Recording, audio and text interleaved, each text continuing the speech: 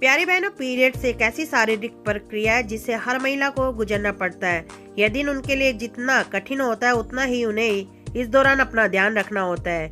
इन दिनों में क्या खाना है, क्या पीना है, इस बात का भी विशेष ध्यान महिलाओं को रखना पड़ता है। इसी के साथ उन्हें अपनी साफ सफाई का भी पूरा ध्यान रखना पड़ता है।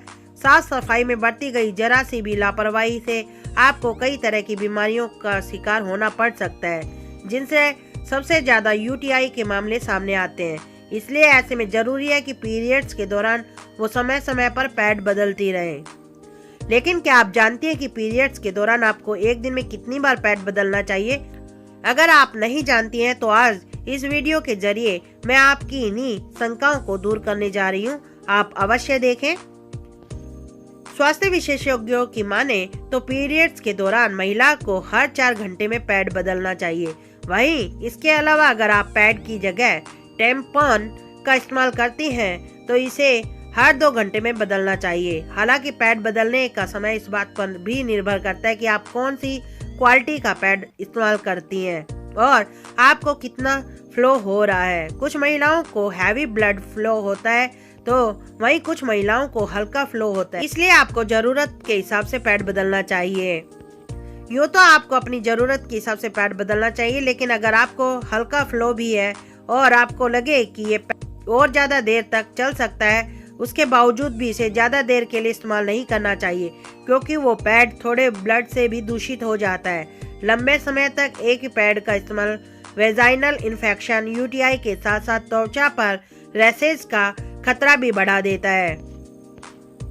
वहीं जब कुछ महिलाओं को रक्तस्राव ज्यादा हो रहा होता है तो वो महिलाएं एक साथ 2 पैड और कपड़े का टुकड़ा या कई बार टैम्पॉन या सैनिटरी नैपकिन का एक साथ इस्तेमाल करती है। हालांकि यह तरीका हैवी ब्लीडिंग से बचने में मददगार साबित हो सकता है, लेकिन यह अच्छा ऑप्शन नहीं है।